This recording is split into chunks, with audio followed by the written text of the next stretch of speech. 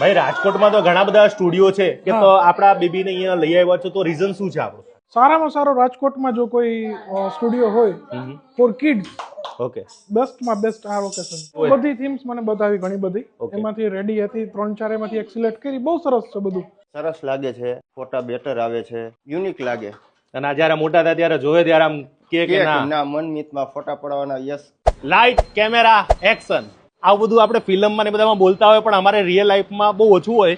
પણ આજે હું રંગીલા રાજકોટમાં આવ્યો છું. રંગીલા રાજકોટની વાત કરું ને, ફોટોગ્રાફરનો બધાને શોખ હોય કે ભાઈ આપણા બાળકનો ફોટો, આપણો ફોટો જોરદાર આમ તકતીઓ રાખેલી હોય તો મજા આવે.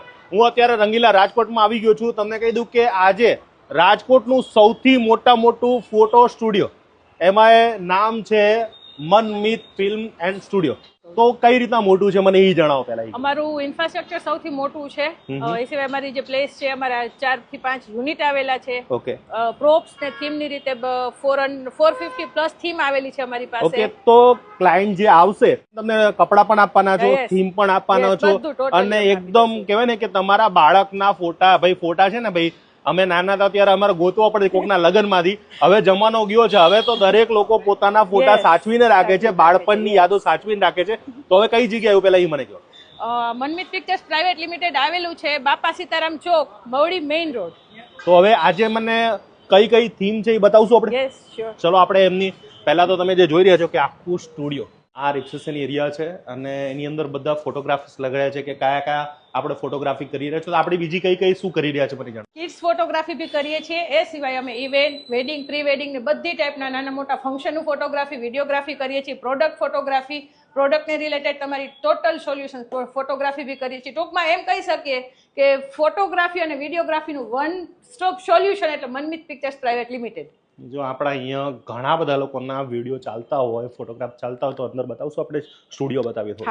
જો અહીંયા આવી રીતના ફોટોશૂટ ચાલતો હશે કે જેમાં તમને દરેક લોકોની અલગ અલગ થીમ મળી જશે. જેમ કે નાના બાળકો હોય તો એ લોકોને બાઇક હોય, કાર્સ હોય, તો એ બધું જ તમે કરી આપો છો. બાકી જો અહીંયા છોકરાઓને કપડા, પછી કોસ્ટ્યુમ છે, માળા, ઓર્નામેન્ટ્સ, ટોટલી બધા. જો કાનુડો બનાવવો છે સાહેબ, જે થીમ જોતી હોય, તમારા બાળક યાદગાર ફોટા પડી જશે. એમની પાસે બધી જો કેટલી બધી અલગ અલગ થીમ છે કે મને એવું લાગે છે કે ગામડાની થીમ હોય, કોઈ ટ્રેન્ડ થીમ હોય, બધી થીમ અહીંયા આપણી પાસે અવેલેબલ છે. બધી થીમ અવેલેબલ છે. અત્યારે ટ્રેન્ડિંગ હમણાં શું છે એ મને કહો. સપોઝ કે બેબીના બર્થડે આવે છે, એ સિવાય બધી ટાઈપના ફેસ્ટિવલ તહેવાર આવે છે, તો એ થીમ અવેલેબલ બધી મળી જશે તમારી પાસે. એ સિવાય અલગ અલગ કોઈ કલર વાઇઝ સિલેક્શન હોય કે આ જ કલરની સેમ ફિક્સ કરવી છે તો એ મળી